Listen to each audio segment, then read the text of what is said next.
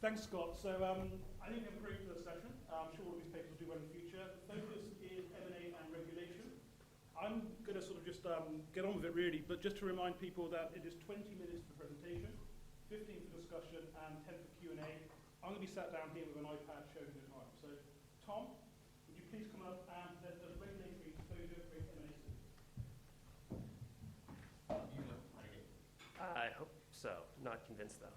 There we go.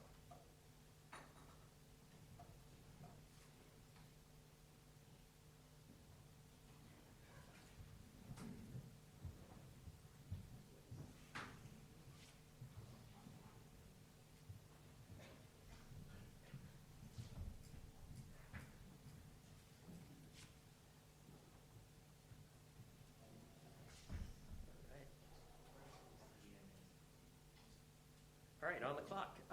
Thank you so much for the organizers for having my paper on the program. It's joined with Elliot Fitch and Joseph Kalmenovitz. I normally move around a lot when I present, but that doesn't seem wise on this stage, so I'm going to stay here for now. But the type of paper is, does regulatory exposure create M&A synergies?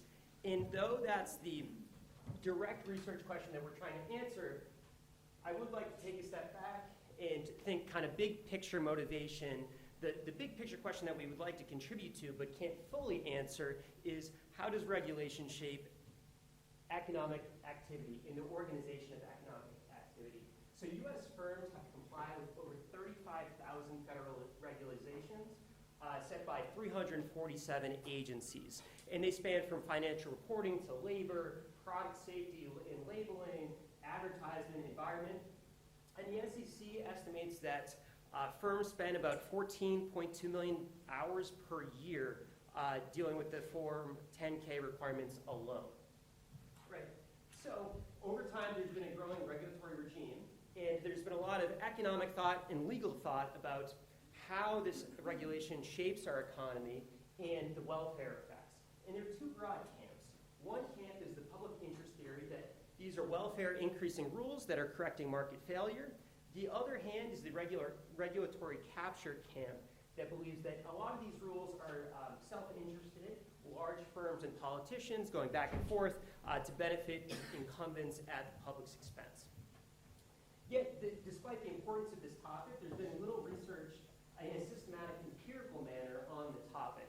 Instead, a lot of our empirical research, due to our methods, have been on specific rules one at a time, difference and differences. So our contribution is to start off with a novel measure of firm-specific regulatory exposure to all federal regulations. Right? So what we're going to do is create an index of active federal regulations and create a regulatory beta, if you will, that shows the stock-implied exposure to the change in the number of regulations.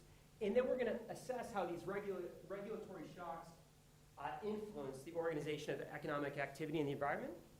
And we find that M&A activity increases after these shifts in federal regulation, particularly for private targets and small targets that might not be able to bear these regulatory costs. And then finally, we're going to take a look at the welfare implications, at least from the acquirer's perspective, and we find that these acquisitions made by highly regulated acquirers tend to be associated with significantly higher abnormal returns.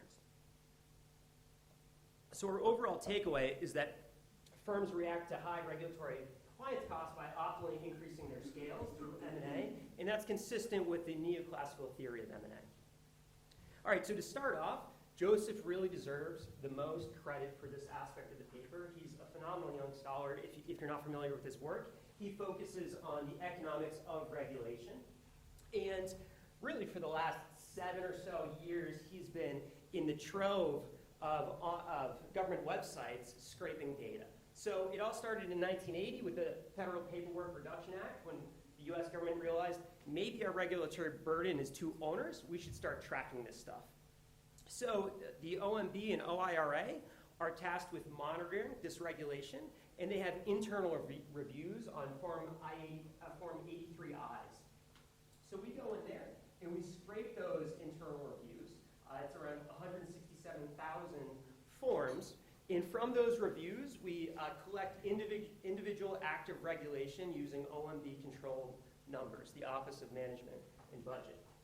And together, we're going to use these active regulations and create an index in the spirit of Baker, Bloom, and Davis, who had that economic policy uncertainty index based on word counts in the news. So together, we're going to create a regulatory intensity index that captures the number of active federal regulations between 1981 and 2018. The pattern follows what you might expect. There has been an increase in the regulatory regime in the U.S., a number of active federal regulations, but it does peak and trough through political and economic events. So as you can see, in the 1980s, there was a drop in regulation. During the Reagan administration, in the early 2000s, there was an enormous jump in regulation to do with Homeland Security and also the Sarbanes-Oxley Act. Around 2010, the introduction of the Dodd-Frank bill and CFPB increased regulation until more recently, during the Trump administration, regulation decreased. And while that aggregate index is informative and useful, similar to how the Laporta, Schleifer, and Visney count of institutional protections, that sort of index is useful, we wanted to go one step further, and we wanted to create a firm-specific measure. So we take this aggregate regulatory index, and we try to extract unanticipated regulatory changes from second-order autoregression. So we're essentially demeaning it, and we're trying to pull out unanticipated shifts in regulation. And then we're going to calculate the stock-implied exposure to those regulatory shifts, right? So essentially, we're creating a regulatory beta by regressing the excess return over the risk-free rate on those regulatory shifts and the Fama-French risk factors. And we're going to come up with a new measure of regulatory exposure that essentially is capturing the sensitivity of the stock to these regulatory innovations. And the nice part about this is that as an empirical researcher, we don't have to sit there and pick and choose what regulations we think might be important for a specific industry. We also don't have to worry about firms that operate across multiple industries with different regulatory agencies or across different geographical jurisdictions. Instead, we're letting investors tell us which regulations are important for which firms, right? So now that we have our regulatory beta measure, we're going to think about how should this or how could this be associated with M&A activity in the U.S.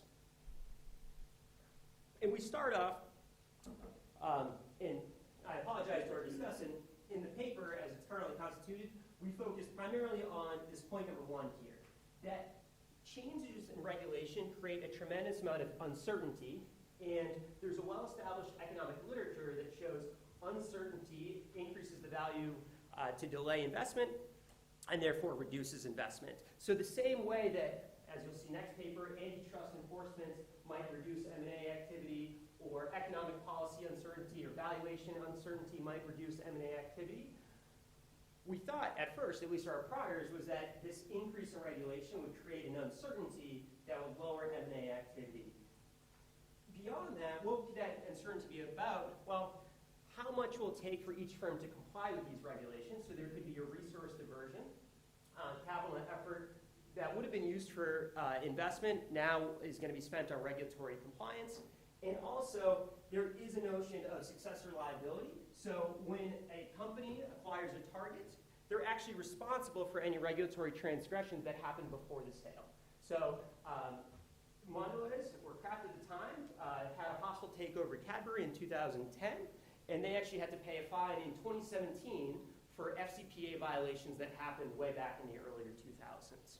And the SEC has a precedent of charging companies for a failure to comply with this so-called regulatory due diligence, right? So our prior was that, increasing regulation increases regulatory uncertainty and risk, and therefore we would expect a decrease in M&A activity. However, we proposed a regulatory synergy hypothesis, just in the spirit of the neoclassical model of M&A, right? So firms use M&A according to neoclassical theory as an optimal response to changes in investment opportunity and cost structure. These regulations present a huge change in both their cost structure in terms of compliance costs and their competitive landscape. right? So two quotes that I really enjoyed. One is from an energy M&A survey of energy executives recently by CMS Law, and the quote was, regulatory changes are cited as a blocker of deal activity by only 10% of respondents. Rather than being an obstacle, regulatory changes are in fact the reason why many deals are done in the first place. If you just Google the race to net zero in environmental regulation and deal activity, a lot of this shows up. Firms are actively seeking to divest dirty assets or buy cleaner assets. So this regulatory change environmentally could perhaps be a reason or motivation for M&A. Similar regulatory changes were selected as the most important driver impacted M&A. 57% of respondents said that it was likely their bank would be involved in M&A in the next 2 years. This is after the creation of the CFPB and Dodd-Frank Act. And then finally, a third reason that we believe the regulatory synergy hypothesis might hold is that we would see this be particularly important for small deals, private companies that are financially constrained that aren't able to overcome this regulatory burden. One final quote is from the S&P Global Market Intelligence Survey in 2017. I can emphatically state if significant regulatory relief is not provided for small and mid-sized institutions soon, in 20 years, I doubt we'll have any left with anything else besides mega banks. All right, so our goal is to take our regulatory data measure and examine how it affects M&A activity. But of course, the empirical challenge is that this measure of regulatory exposure could be correlated with industry or macroeconomic factors. All right, we're going to lean heavily on just our construction of our firm-specific measure. So for example, the Dodd-Frank Act in introduction to CFPB, that increases the regulatory index on aggregate for all firms, but it has a particularly biting impact on banks, but not all banks are treated equally. So for example, our highest value of regulatory beta is in the year 2011, and it's Capital One, because the truth in lending aspects of those regulations were particularly onerous, where they'd be less onerous for an investment bank. Similarly, our second highest reg beta firm is Hub Transportation. In 2016, they were dealing with environmental regulations and immigration restrictions that was crucial for their workforce. So we think that this firm-specific measure helps us avoid a lot of this macroeconomic and industry-level shocks. But on top of that, we're going to control for the classic acquire controls, such as size, ROA, leverage, market to book, and prior stock return, and then industry controls. So our view of regulation is we're thinking about firms' incentive to merge, to overcome regulation, or to adapt to regulation. It's very different from the old kind of Mitchell and Milharin or Harvard 2005 industry deregulation indicator variable, which is more about the ability of firms to go and make a merger, right? They're restrained from mergers. So we control for that, and we also control for the Harvard 2005 industry economic shocks. And finally, we control for funding conditions and other measures of uncertainty, whether it be macro uncertainty or the Baker-Bloom economic policy uncertainty. Turning to the findings, we find that our regulatory exposure variable is strongly and positively associated with deal activity, both using an indicator variable if the firm makes an acquisition during a quarter, and using log 1 plus deal value during that firm quarter. Whether we layer in industry and macro controls or industry and year fixed effects, the economic magnitude, one standard deviation increase in regulatory exposure is associated with a 2.7% increase in acquisition likelihood. For comparison, if you think about those key variables from Harvard 2005, when we have them in this regression, the rate spread, so funding conditions, one standard deviation change in rate spread is associated with a 1.6% increase or decrease in acquisition activity, and economic shock policy variable is associated with about a 5% change in acquisition likelihood.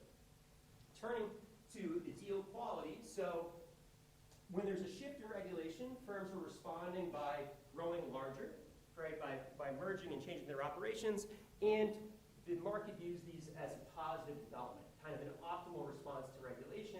So on average, we find that a 1 standard deviation increase in regulatory exposure is associated with 21 basis points higher cumulative abnormal returns for the acquirer, which is around $20 million market cap for the average acquirer.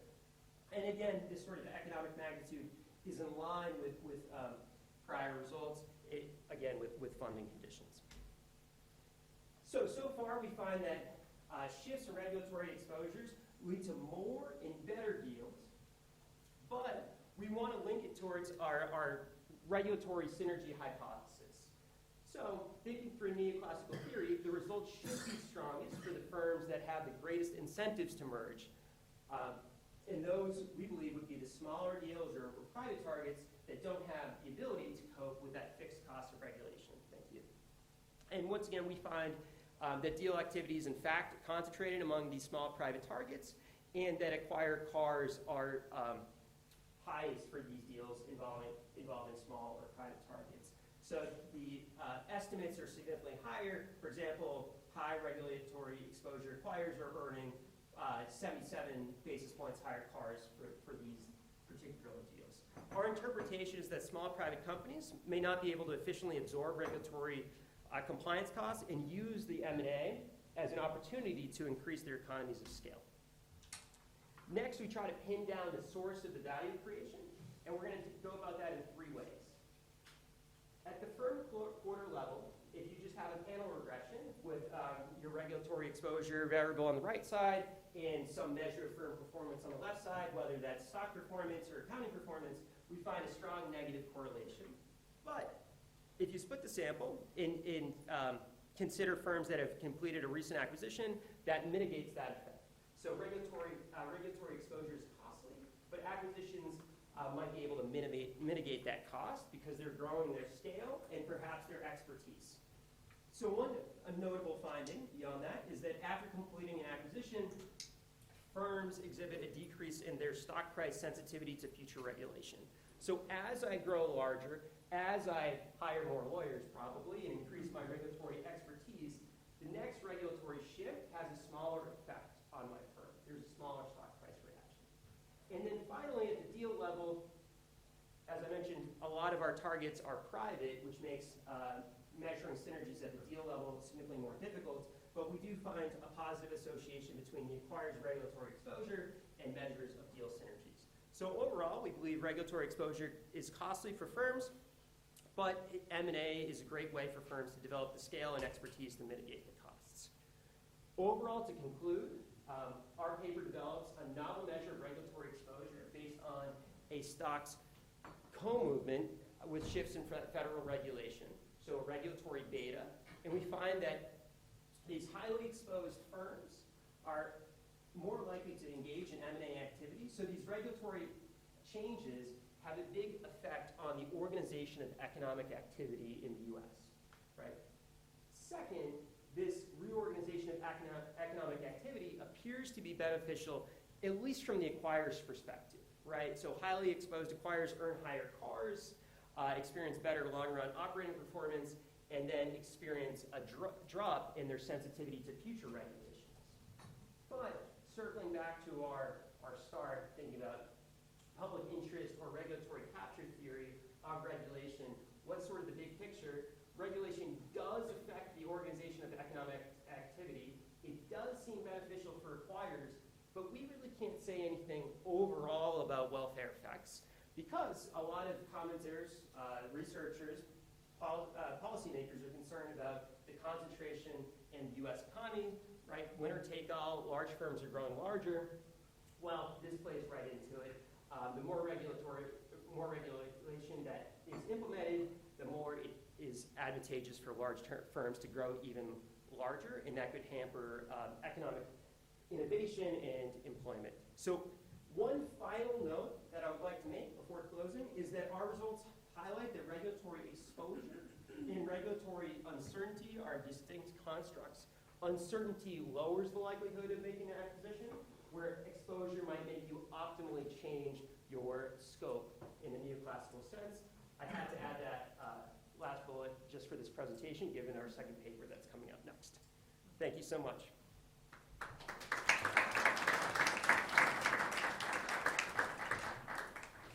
Thank you, Tom. Perfect timing. The discussant is Ron Mastoulis, who's on his way up. Ron, do you have your slides up here already? Yeah. I'll let you find your slides. I'll leave it to you. You have 15 minutes. Thank you very much.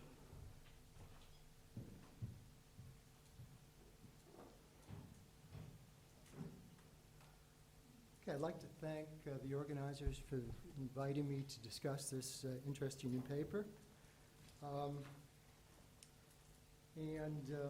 Let me start by just reviewing what the basic objective and the approach is very briefly.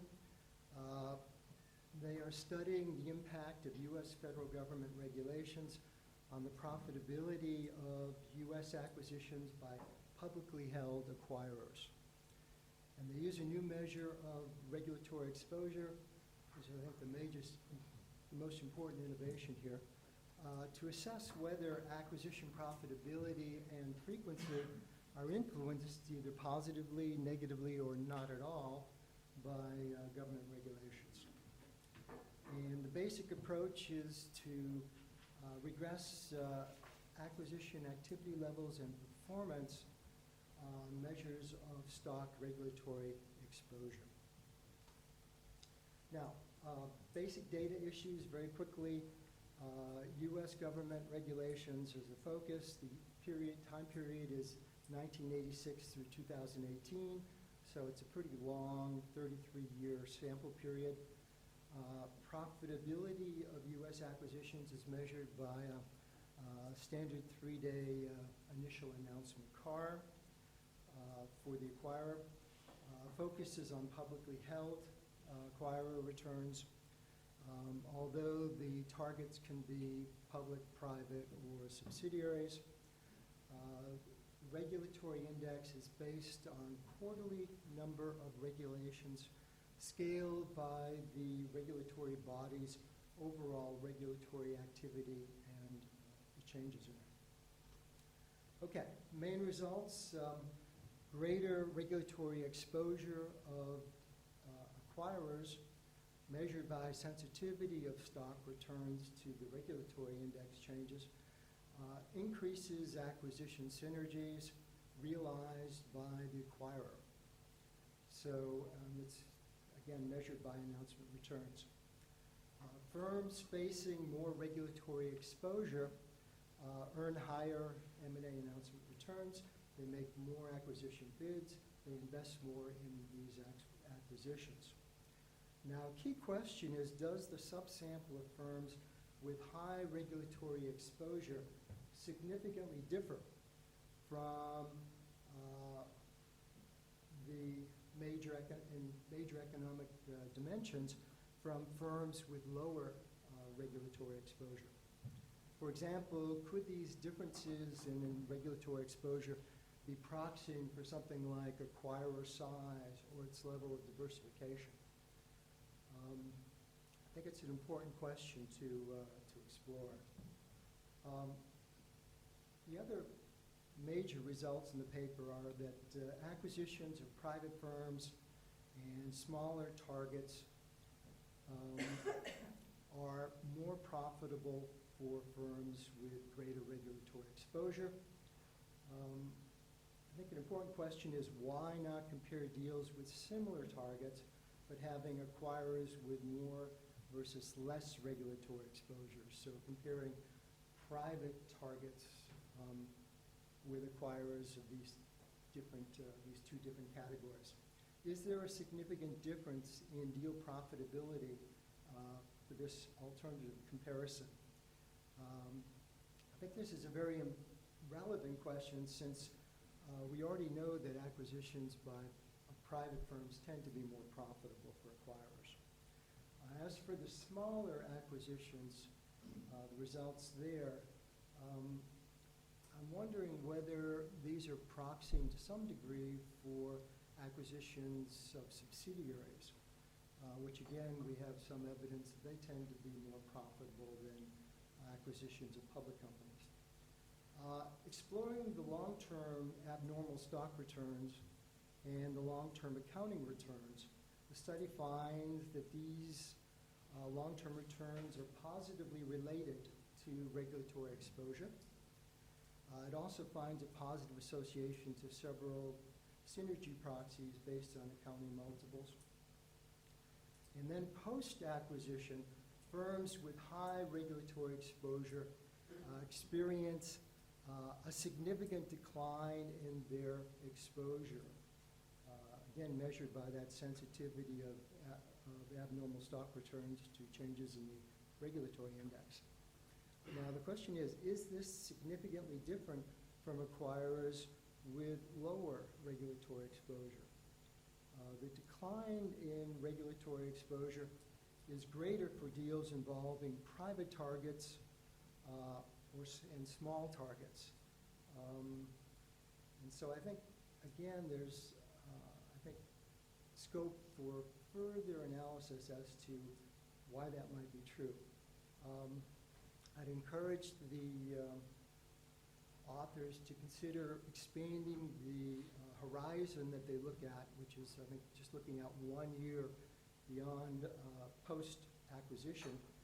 I also wonder whether this could be capturing to some degree a regression to the mean type effect. Question, does it make sense that deals with small targets should lead to large declines in regulatory exposure? Economically, that strikes me as hard to understand, because the importance of that transaction to the acquirer is going to be relatively small. So why would we expect to see it have a large impact?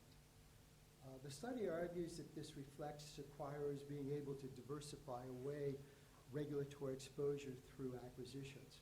But it would be nice to see more direct evidence on this claim. Now, there are two basic hypotheses that the study is entertaining. The traditional hypothesis is that regulations can reduce profitability of acquisitions. The new hypothesis here is that regulations actually enhance profitability of acquisitions via this regulatory synergy hypothesis. I think that needs to be more fully developed, but let me suggest that there are other possible hypotheses that could be considered. One is regulations can create barriers to entry that benefit existing firms, making the acquisitions more expensive but potentially more profitable given greater market power. Thus, increases in regulation could benefit existing firms by reducing competition through less entry.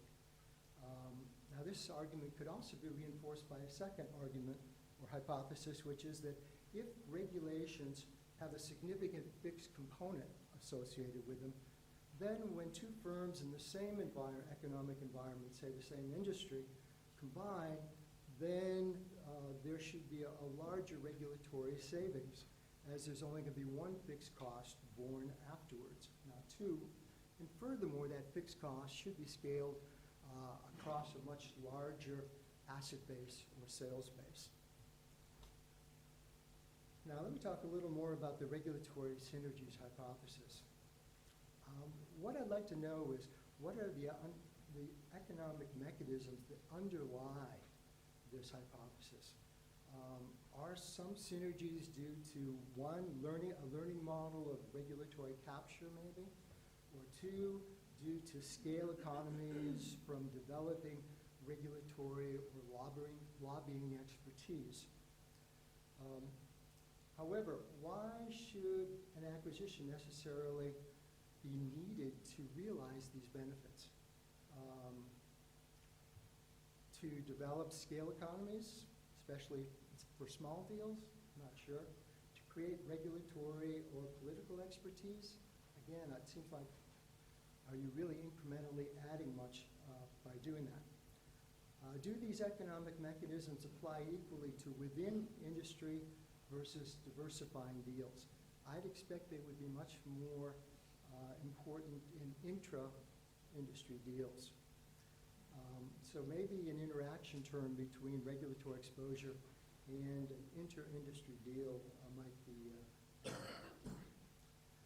Okay, so the basic approach is to create unexpected quarterly changes in aggregate numbers of regulations based on a second-order autoregression model of the level of regulation.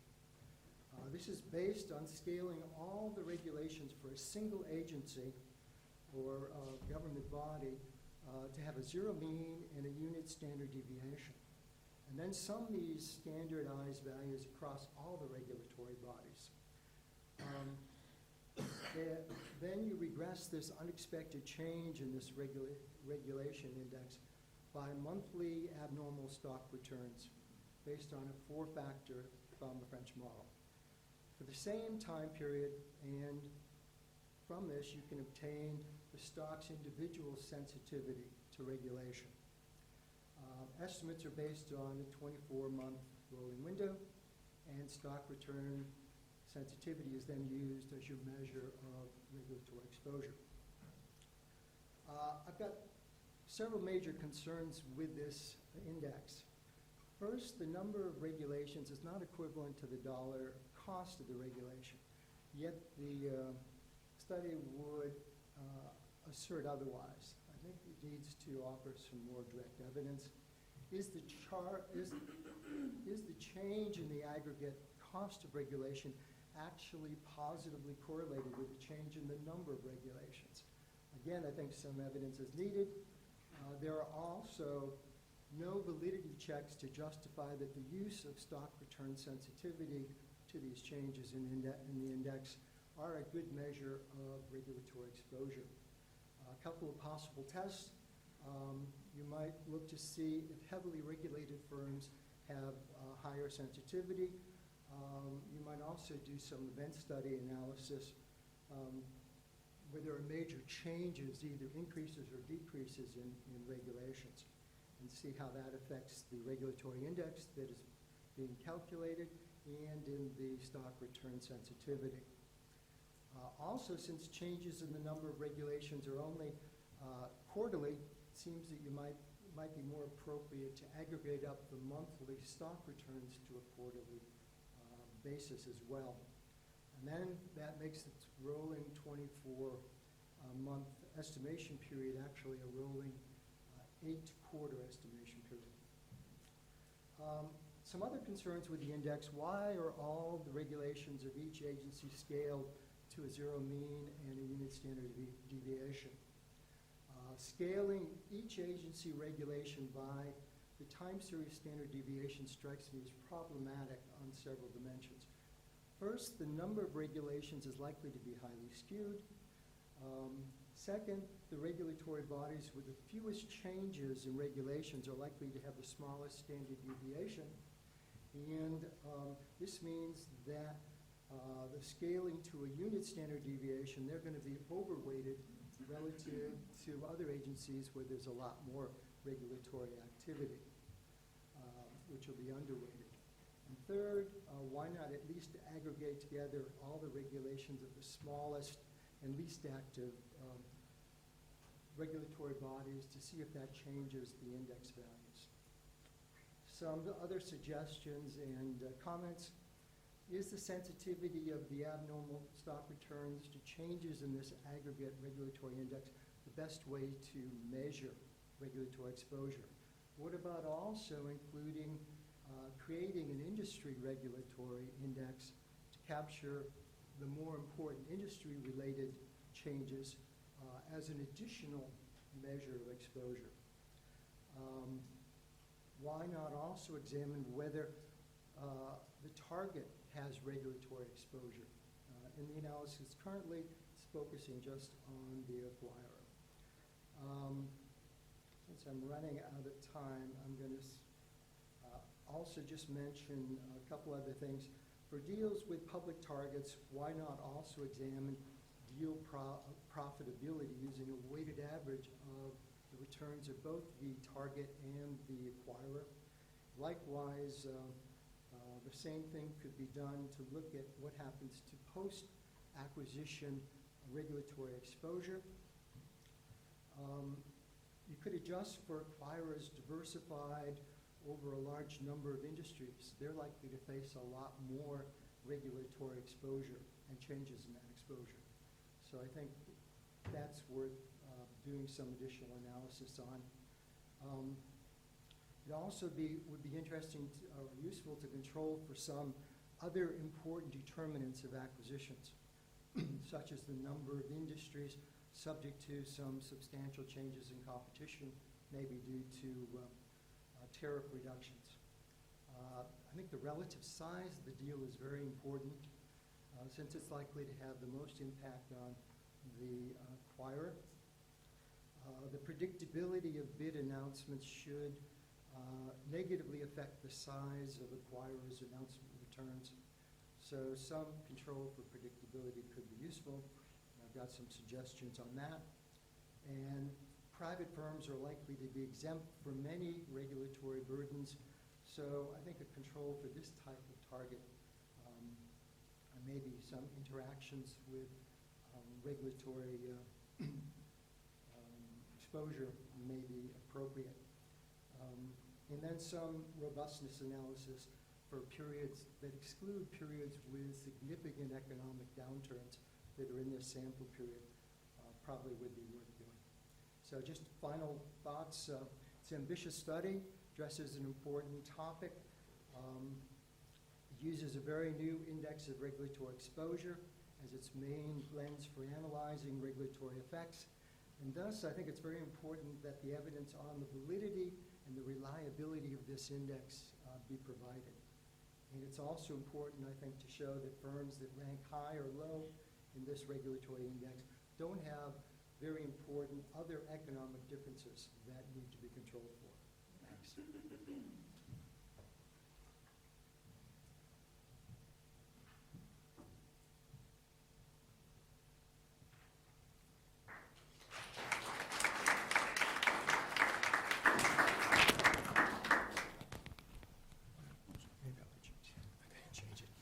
Thanks, Ron. Sorry, just clip that on just for the, just something you could stick it, just, you can stick it inside the pocket.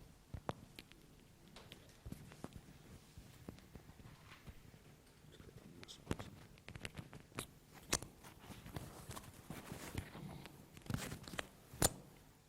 Testing 1, 2, 3. Okay, so thanks, Ron. I think that was a great discussion. I especially like the parts relating to the theory of thermal regulation, also the index measurement. I don't know how we want to do this. Do you want to provide a quick response first, Tom, and then take Q&A, or if you jump into Q&A and combine them and you can have a response? I can give a quick response. Would you like me to stand up? That would be perfect. Before you do so, just one very important message that I've been passed by Scott. Apparently the coffee is back on, and the croissants are still fresh. So we're not going to take a break, but if people want to quietly ease out when they think it's an opportune moment, they could. I suspect Scott has some ownership in the catering company. He's pushing us so much. But the coffee is good. I haven't had a croissant yet. Well, I hope the regulation talked to more people that much. So yeah, just a quick response. This is the first presentation for the paper, so clearly we have a lot of work to do, like not even a ground bag. So I'm super excited to hear everyone's feedback, and especially Ron's huge list of to-dos. Sorry. But just quickly, Tom, excuse me. Apparently I've got to switch the mic over. Oh, I won't be that long. Yeah, so anyway, quickly just wanted to respond to do the firms with high versus low regulatory exposure differ in important ways? The answer to that question is certainly yes. So smaller firms are more exposed to the regulation. That's part of what the paper's showing. And I totally agree that that will have implication for our analysis of acquired cars and deal activity. Smaller firms would take on fewer deals on average, but would earn higher cars on average. We do control for measures of size and complexity. So hopefully our controls would take care of those issues. And then the other part of that is, compare and acquire with different regulatory beta, but the same sort of target. We do control for deal control, so whether the target is private, public, diversifying in some empirical specifications. Not all, because those are sort of endogenous controls, but in kind of the later columns in the table, we do control for them and find that the results are robust. And then finally, the decline of regulatory beta post-deal, trying to hone in on more direct evidence. I totally agree with you, and everything else on your list we're going to continue to work on, so thank you for that.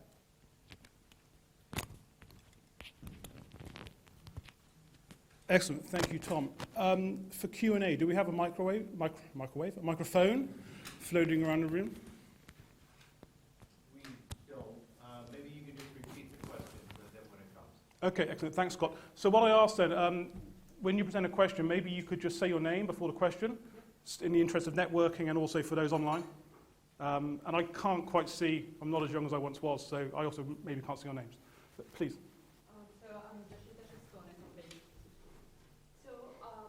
My question is, two thoughts. You seem to push a little bit towards the story of M&As allowing smaller firms to be able to take the burden of the regulation. But there is the other story of M&As being a way to bypass some regulations.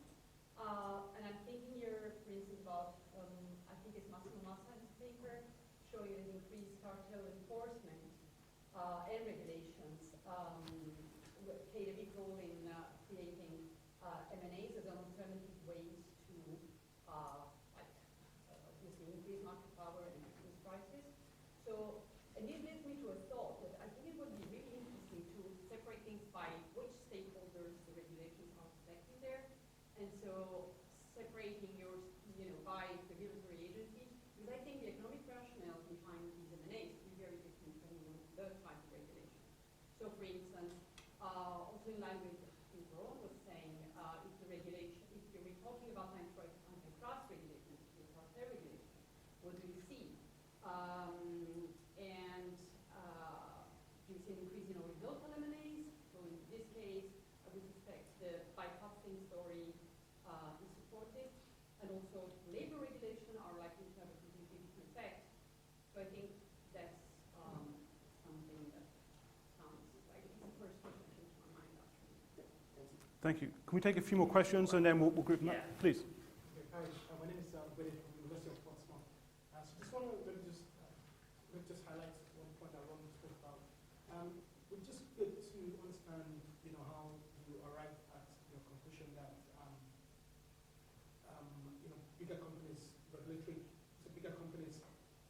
regulatory capture does improve the share, the share price of the companies that what you said. And then secondly, just in your data process, what challenges do you have in gathering this data for smaller companies? What assumptions do you have to make? Assuming that perhaps, I'm sure you will get, all the data that you needed for private companies. Thank you. Please. I was wondering, whether it would make sense to separate firms with positive regulatory exposure versus negative regulatory exposure. And the reason for my question is that when you think about firms with positive regulatory exposure, these are firms that will benefit from more regulation. And then given the general increasing trend of regulations in the US, these firms stand to gain from more regulation.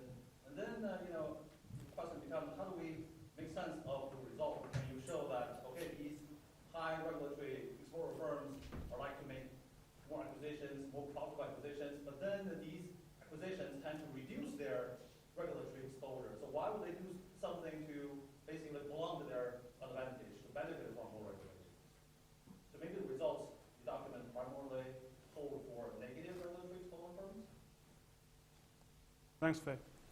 Andre. I'm Eddie Gold from the University of Toronto. I'm trying to wrap my head around this idea that the cards should be higher and the more exposed to acquirers. And I get the premise that there's a fixed cost in complying with the regulations, therefore, if you grow, then it's a value-increasing action. But that it should be more value-increasing than for any other reason to acquire. So presumably, if you're not exposed and you are acquiring, then there's also motivations for that. Why should the regulatory need the most value-creative reason to acquire? That's where I'm concerned. Excellent. Thank you. In the interest of time, maybe I can ask Tom to respond quickly. to the questions. Maybe you can group them by topic. Yeah. And let me pass. So, thank you, all great questions.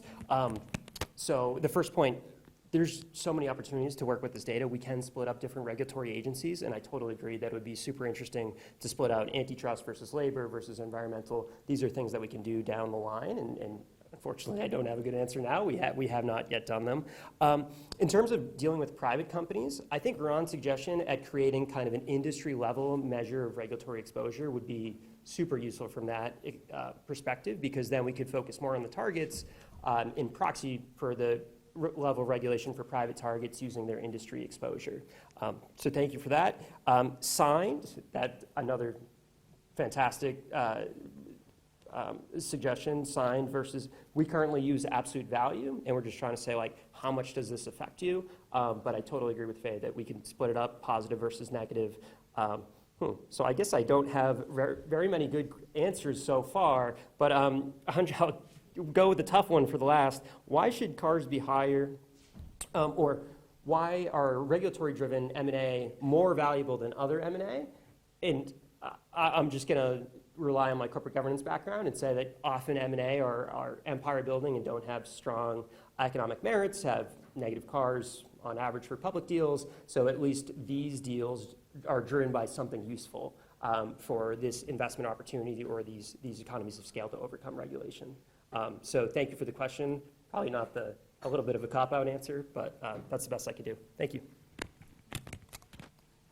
Thank you, Tom. I'm sure we'll continue to have conversations over the break later. Eric, would you like to come up and get your slides? And whilst Eric is coming up, can we give a round of applause for Tom and Ron? Thank you.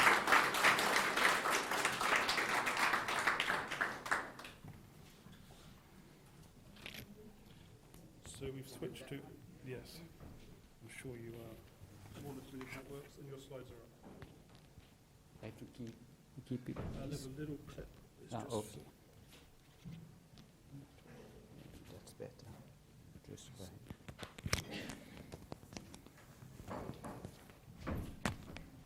Is it good? Yes? Good enough? Higher? yeah, if we just put it on your... The shot. Maybe that way? Okay, Yep. that's better. I think that's great. Perfect, thanks. Okay, again, it's 20 minutes for the presentation, 15 for discussion, 10 for Q&A. I will try to I stick think to we've it. had a very quick exodus for coffee and croissants, but hopefully people will return.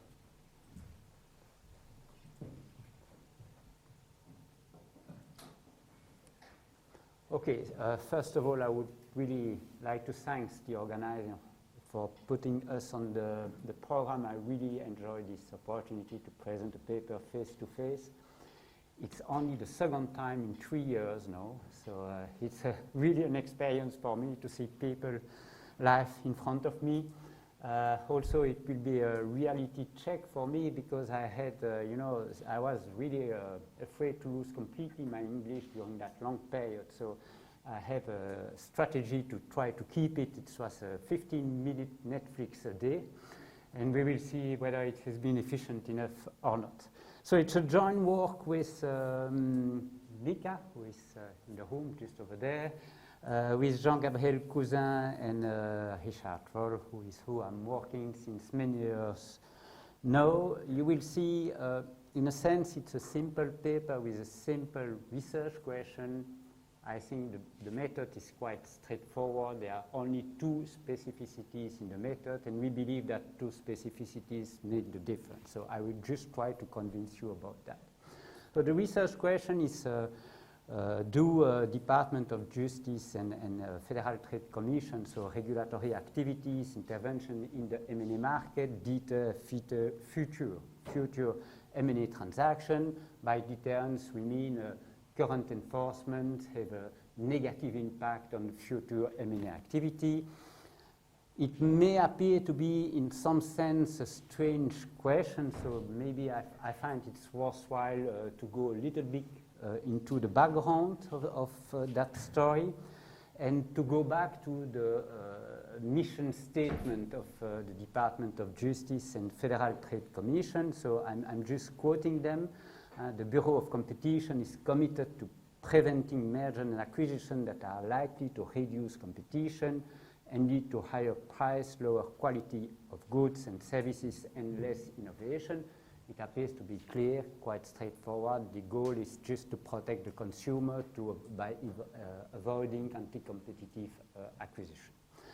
There is long-standing roots in the legal framework of that story. It goes up to the Sherman Act and the Clayton Act. It's beginning of the 20th century, end of the 19th century.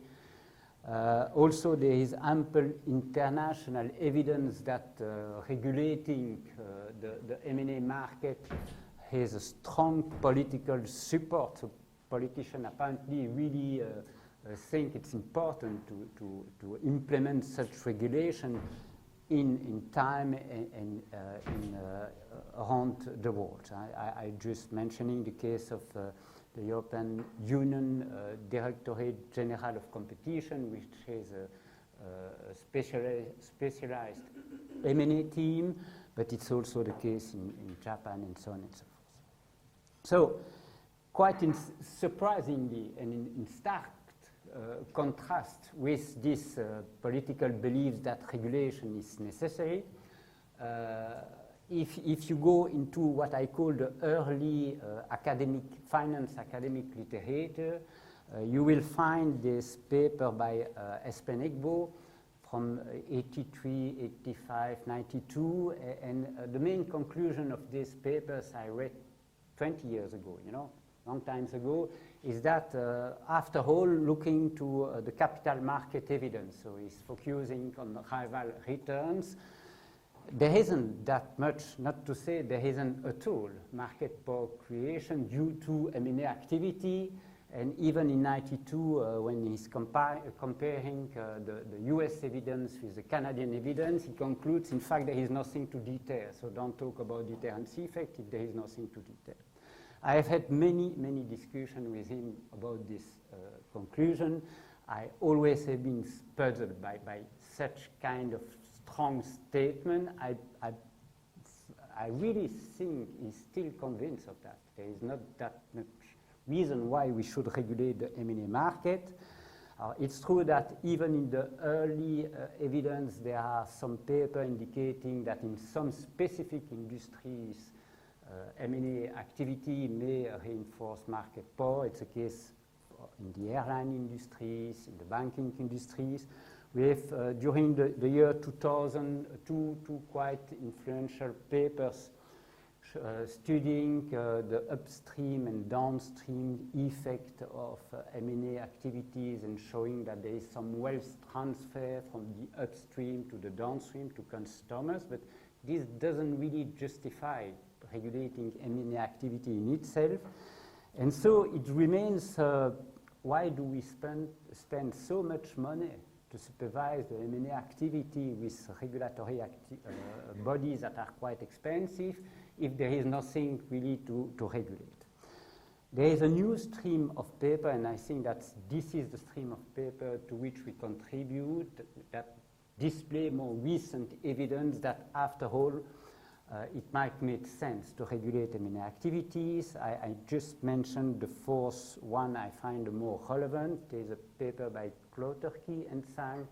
It's more about acquisition in the US by foreign acquirer, and there they clearly show that there is a deterrence effect, but it might be related to the CFIUS committee activity and this protection of US assets by this regulatory body.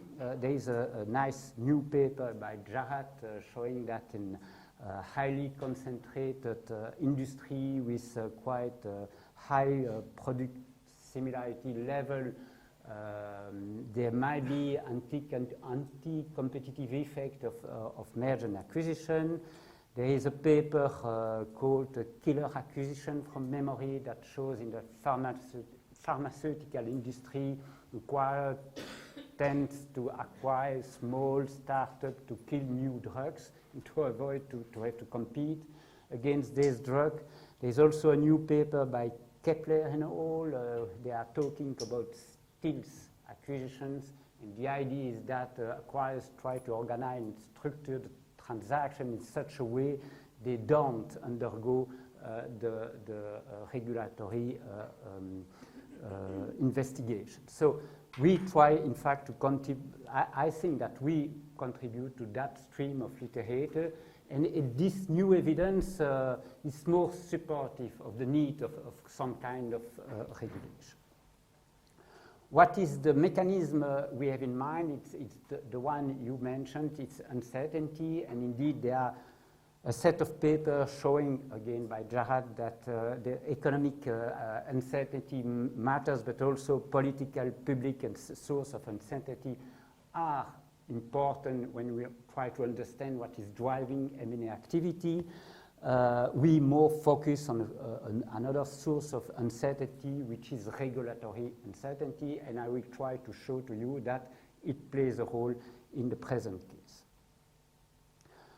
I guess most of you in the room knows the procedure that the Department of Justice and Federal Trade Commission are following to investigate transaction. It's quite a long procedure, a two-step procedure. There is a pre-merger notification step, then there is a 30 days delays. If the Department of Justice of the Federal Trade Commission want to investigate more the deal, they will require more information. There is a time to transmit this information. Next, there is again a 30 days delay. No, it can really last months, okay? And it's clear that for the merging parties having to bargain with the regulatory authorities during months, it's a huge source of uncertainty. So it's a long and complex procedure. I will insist on the fact that it's a predictive by nature procedure, and it's really a problem because the guys at the FTC, Department of Justice, have to try to figure out what will be the industry in case of transaction and in absence of transaction, and to make the difference between the two. And you know, it's really a predictive game. It's not at all easy to do. It's characterized by significant information asymmetry between the merging parties who knows far better than the regulator their own activities and the regulator. There is plenty of room for subjectivity, not to say for political interferences. And so it's clear that it generates, in fact, for merging parties and for rivals of merging parties, a lot of uncertainty. I like to mention just one funny case is the Sprint T-Mobile merger that was blocked by the US regulators in 2040, but authorized in 2080. And in fact, it's the same transaction. So it shows you that political interference may play a role here. What is our research design? I have 10 minutes left, so I will be fast. It's just a schematic equation. It's not really an equation, a schematic equation. On the left-hand side, we will have the probability to observe a transaction or attempt on a given target, and on the right-hand side, you will have some indicator variable that pick enforcement attempt by the regulatory authorities. The two key ingredients, and I will just insist on that for the econometric implementation, the two key ingredients of our method is that we use the Oberg and Phillips similarity scores to identify the equivalent or the proxy of the relevant market, okay, for the merging parties, and we select the 10 nearest neighbors in the product market space. And the second, I will just display that but explain it. The second very specific element of our method is that we don't work at the firm level, we work at the cluster level. What does it mean is that each firm has a cluster of 10 nearest neighbors in the product market space.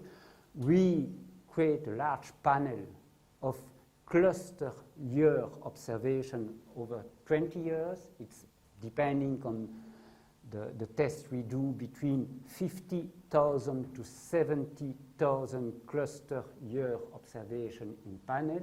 And then we will identify the intensity or the frequency of M&A activity in cluster. That's the probability of acquisition, the left-hand side variable, and we will identify all cluster years that are impacted by an enforcement due to the regulator. This is the key of the method, because it means that instead of having a few hundred in first enforcement, we have between 1,500 to 2,000 cluster years that are impacted by enforcement procedure. So this is the left-hand side variable, the probability of acquisition. This is the right-hand side variable, the dummies that are picking enforcement. I skip just the discussion of the econometric specification and the endogeneity. We fully acknowledge that we are exposed to source of endogeneity. We don't believe this is too much of an issue due to the research question, but we try to convince the reader about that. And I will just start with our sample. We have 100,000 firm years. Okay, this is the Hobert and Phillips universe. The number of listed firms is decreasing through time. That's the classic US listing gap phenomenon we all know now. We track average similarity score through time. It's interesting to know that it's in fact increasing through time. I don't think that it's many people are well aware of that. We hand collect in the report, to the annual report to the Congress, the enforcement by the US regulatory activities. It's 470 enforcement. Then we have a large sample of M&A transaction, and we match by hand, one by one, this enforcement to the merger and acquisition collected in the SDC database. So nothing really specific from that point of view. Just maybe I will emphasize one descriptive statistic is the first one. So this descriptive statistic is by cluster year. So it means that .03, it's 3% of enforcement case by cluster year. But as I told you, we have 50,000 to 70,000 cluster years. So 3% is between 1,500 to 2,100 cluster years that are impacted by enforcement attempt. Let's keep in the interest of time this. We have a long list of controls, as you might guess it. We Winsorize all ratio, and the baseline result is that one. So yes, I have the pointer. So you see that when we regress here, the probability to observe an M&A attempt in a given cluster year on past enforced, oops, I lost the, okay, on past enforcement, here is a dummy variable, but we do it for 1 year, we do it for 3 years with control variable, without control variable. We get a negative sign that is highly statistically significant and economic significant. That .008 coefficient, minus .008 coefficient, means a decrease by 15% of M&A activity with respect to the unconditional average, 15%. So it's not nothing. And it's long-lasting. We get it over up to 3 years, and it's still highly significant 3 years after. I prefer to spend the 4 minutes that I have in front of me on evidence backing the mechanism. Okay, so I will really be fast. It works with enforcement, withdrawal, rejection. Okay. It works if we control for cross-cluster correlation thanks to two-way standard error clustered by cluster and year. It's robust to the well-known Goodman and Bacon decomposition, and so on and so forth. So I really think we have a placebo test Or let me just focus on one additional test I like a lot. It's thanks to Thinking, who is sitting in the room. She provides us a fantastic alternative industry classification. It's valuation spear. It's collected by hand. She will describe that incredible data set she collected by hand. It's really valuation peers for thousands of M&A transactions. And the good news for us and for her, I think so, is that it works well, even with this alternative definition of, rivals. It's a good news for us because it divides by 2 our sample, and despite of that, everything is significant and still there. And I think it's a good news for her because it shows that the valuation spear she's picking are really rivals of the firms. We replicate the result with 3-digit SIC code. Most results then disappear. And it's interesting to see because it might explain why previous work didn't pick what we obtained. And finally, it works with horizontal M&A. It works with the intensive match. Let's focus on the mechanism for two minutes left.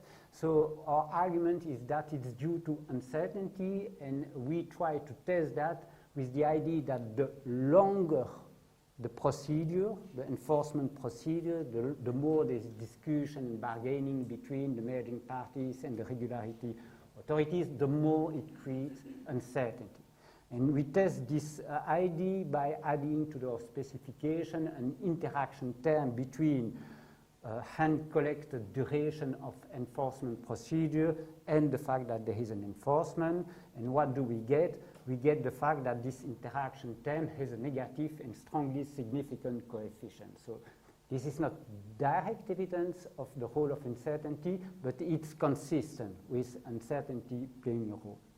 Another test we do is we check what is the impact of the enforcement procedure on pending transaction in the cluster. And again, our hypothesis is that consistently with the role of uncertainty for the ones who are currently negotiating a merger, if uncertainty play a role, it should last longer to complete the transaction, and it's exactly what we get. The time to completion increase for pending transaction in case of enforcement in the industry. Lastly, and this will be the last result I will show, I think I will keep the 20 minutes target.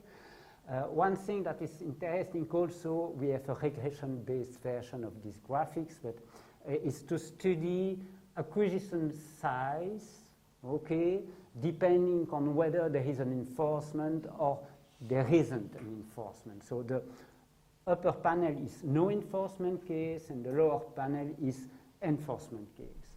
And both histograms are the distribution of the frequency of transaction just below the reporting threshold, the notification threshold. And what's really great to see, even if it's small sample, is to see that there's a clear shift to the right between the upper panel and the lower panel that shows you that in fact there are far more transactions that will be just below the reporting threshold in case of enforcement in the. Again, I think it's quite supporting the main results we provide in the paper. In the interest of time, I will skip the conclusion and then cite you a lot. Mark.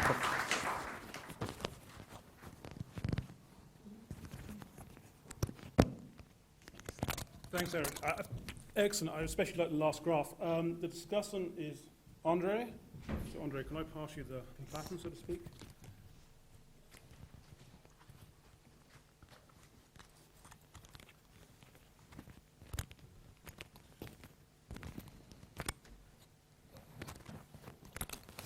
Thank you.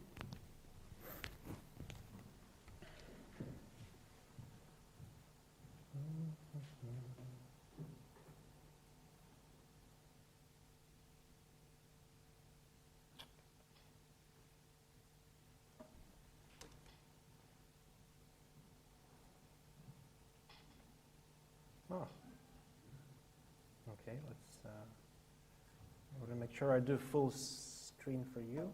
Let's see if that helps. Great. Well, thank you very much to organizers for having me discuss this paper. It's always a pleasure to be back at my original institution. I used to work here for a number of years, and I always am very happy to come back and see familiar faces and old friends. So the paper I will discuss is titled Unintended Consequences of M&A Regulatory Enforcements. I hope my discussion will not engender any unintended consequences for me.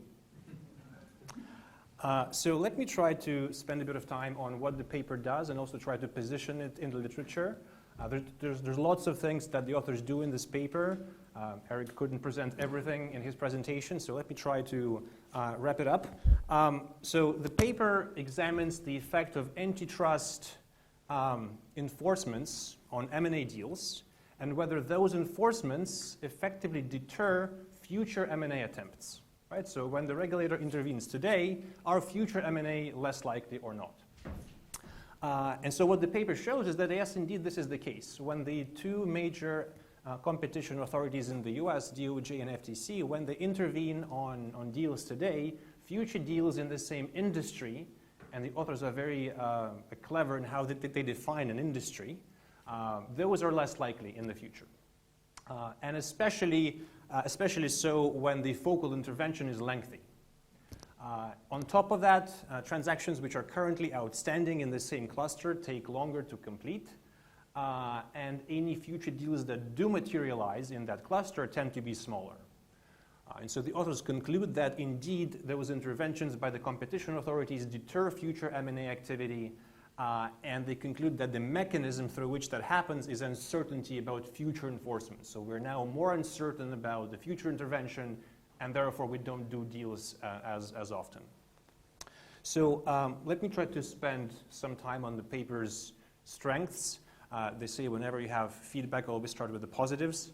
So I start with the positives. It's a very timely topic. There's increasing interest in the role of M&A regulators, whether they're too lax or not, especially in the US. The paper is methodologically very competent. I mentioned very clever use of product market peers, data from Harburg and Phillips. The authors are aware of the advancements in the diff and diff literature and implement those tests as well. The paper is very rich in robustness checks. It is very well written. I think it wouldn't be a mistake to say that the combined paper writing experience of the four authors of this paper is close to 100 years. So no pressure for the discussant. So here are my main comments. First of all, I would like us to be clear about what the paper does and what the literature has done before. So the big picture here is when the government opposes deals, for whatever reasons, there's less M&A deals in the future. And I think that result is fairly well established in the literature. So if you take just general forms of opposition, a good example I like to cite is this paper that's called Economic Nationalism in M&A. Whenever governments oppose deals, future deals in the same country are less likely to be attempted. And then we can go from the general to the more specific. So from general forms of opposition to opposition on specifically competition concerns.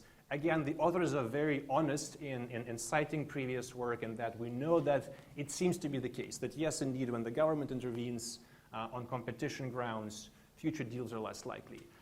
Eric mentioned Espen Egbau's work as giving some conflicting evidence on that hypothesis. I think Espen does slightly different in his paper. So when Espen talks about deterrence in his work, it's not whether future M&A is less likely, it's whether the intervention deters the truly anti-competitive deals. So are they intervening on the bad deals, on the ones which should be intervened on? And his answer is no. And so I think the deterrence in his paper is slightly different from what the authors have in mind. So with this general picture, I think it's fair to say that, and the authors themselves refer to their evidence as sort of an update in the more recent regulatory framework. We know that the DOJ, FTC have been revising their guidelines. Concentration has been changing, and so it's good to know that indeed in the new environment that deterrence effect seems to be still there. At the same time, ideally, I would like to push the authors to give us more insights on why this is happening. I think really the mechanism as to why when the DOJ or FTC intervene, future deals are less likely, I actually think that the answer is not that obvious. And I think the authors can probably shed some more light on that. So let me get into the mechanism. So as I said, I'm convinced that when the government intervenes on deals today, future deals are less likely. But it's not at all obvious to me why that happens. It seems that this is a straightforward thing, but I don't think it actually is that simple. So the authors conclude that the culprit here is uncertainty. So if a government intervenes today, that raises our uncertainty about the likelihood of a future intervention, and because we don't like uncertainty, we don't do it. Right? I think that's more or less what the authors have in mind. I think the paper could be a little bit more rigorous in terms of defining uncertainty up front, exactly what that is. And I will be very clear about how I think we generally think about uncertainty. Some of the proxies that they use for uncertainty, somewhat indirect, I would say. Length is time, it's duration. Duration is not uncertainty, it's duration. So I will leave that with you to think about those proxies and whether you find them convincing. Let me try to dig down to the very basics of what uncertainty really means and what we mean by uncertainty and whether it's the same thing that the authors mean by uncertainty. And in general, what could an enforcement action represent? So typically when we talk about uncertainty, we talk about risk or the spread of the distribution, right? There's the first moment, the mean or the expected value of the distribution, what's the expected likelihood of the government intervening, and there is the variance, that's the uncertainty, right? So a future intervention might come from a distribution with a mean of 10% and a variance of, let's say, 10%, right?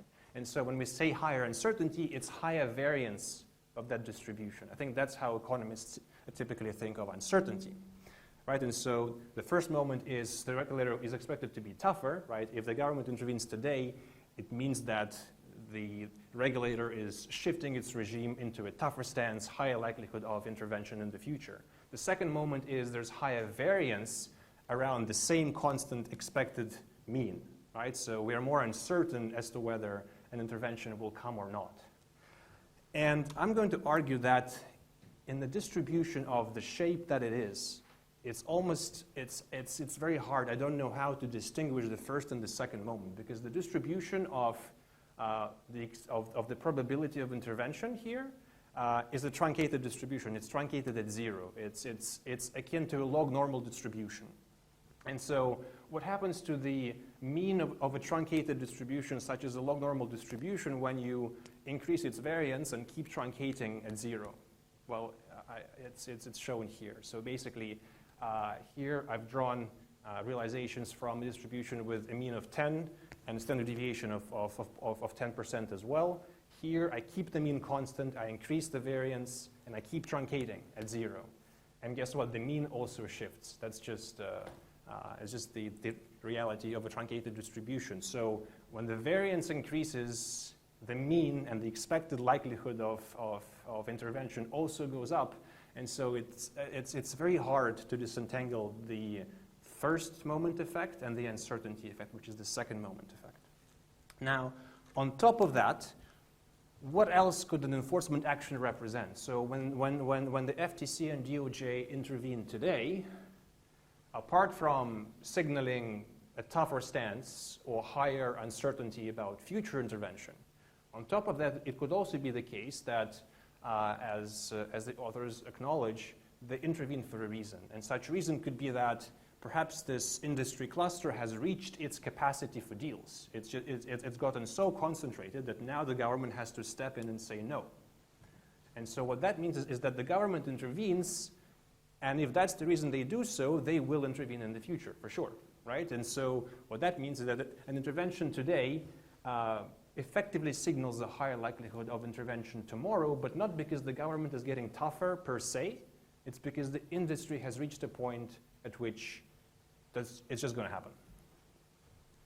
So that's the third interpretation of what an intervention today could mean, on top of the first and the second moment effect. And I think there's also at least a fourth, and maybe there's more. Regulators intervene in case of large, audacious deals, right? Is it possible that firms attempt these audacious deals only every once in a while? Or it's only every so often. So could it be a mean reverting process? And so if they do it this year and the government intervenes, it's less likely that next time around the same audacious deal will be attempted, simply because there are only a few of those available. And the authors are aware of this concern. They do try to control for the potentially mean reverting nature of M&A activity in general, not just large M&A. And here's where I had some questions about some of the econometrics. I'm sorry for getting into the more boring and nitty-gritty parts of the paper. The authors have their baseline results. They're here at the top. Then they implement the so-called RL on a bond estimator, which is effectively controlling for past M&A activity for the lag of the dependent variable. And I'm not sure. I think the coefficients from these two analyses should be comparable in magnitude. And if they are, something seems strange, because the main effect goes up by a factor of 4 or 5. And so my question to the authors is, which specification do we prefer? Because if this is really the right specification, then you're underestimating the main effect by a factor of 4 or 5. And that would be an important thing to point out. So is the effect really that large? Maybe if it is, it's good to know.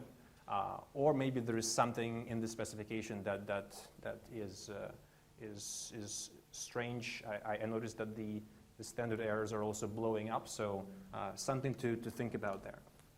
I really like this use of firm-specific clusters. Really smart of the authors to build these individual firm-specific industries. The trouble with that is that because a firm can be a peer to many other firms in its cluster, enforcements against any given firm are going to show up many times in the sample, are going to show up in many different clusters.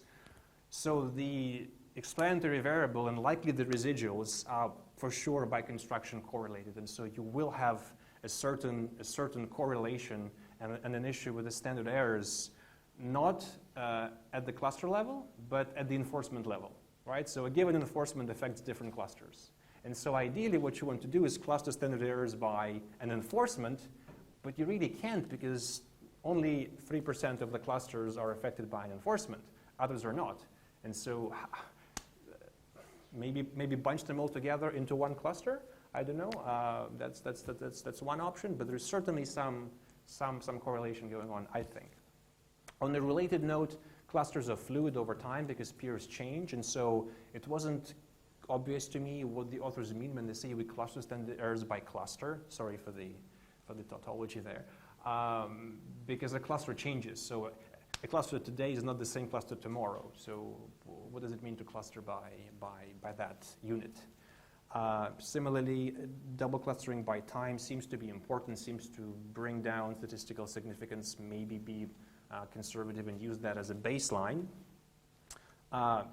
Something else that stood out to me is the fact that the stacked regression approach, which is arguably the right approach if we believe that the recent literature on diff and diff estimators, that result here seems to be on the weaker side. These are 90% confidence intervals here, so it looks like the effect is fairly weak, unless I'm misinterpreting how this graph is put together. And a couple of final points. When you randomize enforcements across clusters, don't just do one randomization, because by luck you can get into a randomization where nothing holds anymore. Do 1,000 of those randomizations to see whether indeed, when you properly do a Monte Carlo simulation, the effect indeed disappears, because you can always get lucky and get one where it disappeared by luck. And I think in general, something that I'm guilty of myself, probably we're all guilty in academia, is we tend to make grand statements. So one grand statement that I picked up here is that regulation hampers efficient resource allocation. Well, probably, but we don't observe the deals which are being deterred, therefore we don't know if they would have been efficient or not. So that's basically all I had to say. My slides are misbehaving. This was my conclusion slide. And my conclusion was that I think I'm fairly convinced that the deterrence effect is there. I'm not at all sure why it happens. And I think it's not trivial to figure that out. If the authors can do it, I think they will really elevate the contribution of the paper. And I look forward to seeing all 7 papers from this program published in leading journals, and this one as well. Thank you very much.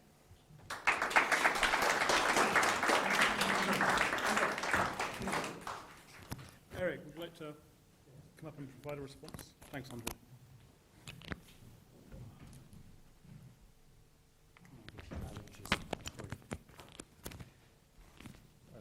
So thanks a lot for this really great discussion. I have sadly to acknowledge that it's probably more than 100 years. That starts to be a bad news for us, but that's what it is. About the mechanism, you are perfectly right. In fact, there is the notion of this notion of uncertainty is more ambiguous than we might think at first sight, because there is a question, is there more certainty of future enforcement, of more uncertainty about the enforcement outcome? And we are not clear enough in the paper at its stance, and I think that probably we have to do more on that side, on the mechanism, and whether what's driving the results is whether future acquisition attempts will be blocked, or whether the outcome of the current enforcement procedure generates uncertainty, and it's hard to anticipate. So this must certainly be clarified. I like a lot, because you know my taste for applied econometric issue. I liked a lot your pudding comment about the first and second moment issue. I have to admit I didn't think about it at all, so I have to think about it. About the fact, and finally, the last, it's not a response, but a comment about whether it's a good thing that there is a deterrence effect or not, and whether this future transaction would have been potentially efficient or not. We have nothing to do about that, and it's fair enough. We have to be very careful in writing that we have no stance about whether it's a good or a bad thing. The question is whether there is or not a deterrence effect. So thanks a lot for the comments.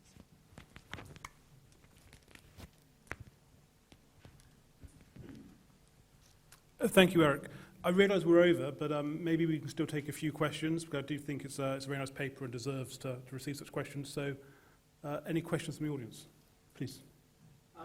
Again, sorry, name and... Alan Giles from Bayes Business School, but I'm not an academic, but I was on the board of the UK Antitrust Authority for 11 years. So just one thing you might think about is why a merger control authority will change its basis of intervention over time.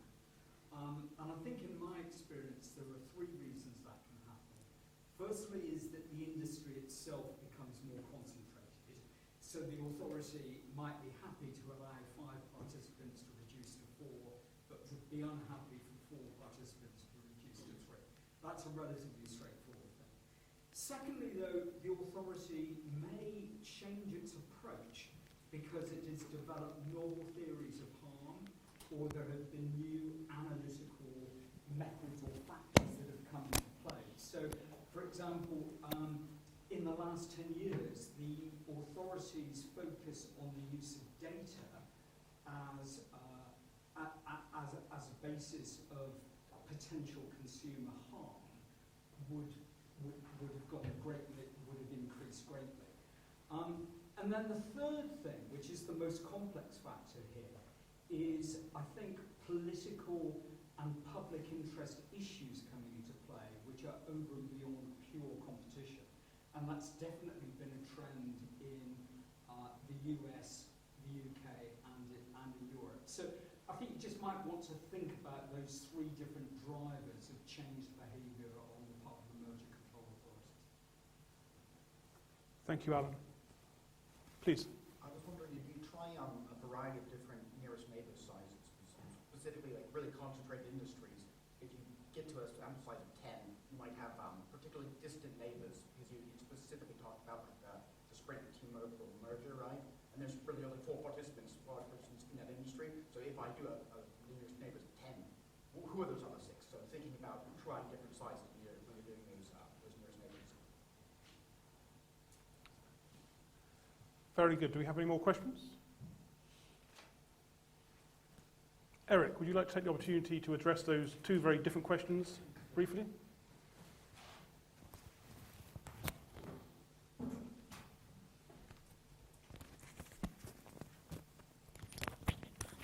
So first, thanks for the comments. I think you are fully right, and it's interesting to see, for example, in the 2010 US merger guidelines, horizontal merger guidelines, to see that there is a new focus on innovation, for example, that wasn't that present before in the 97 guidelines.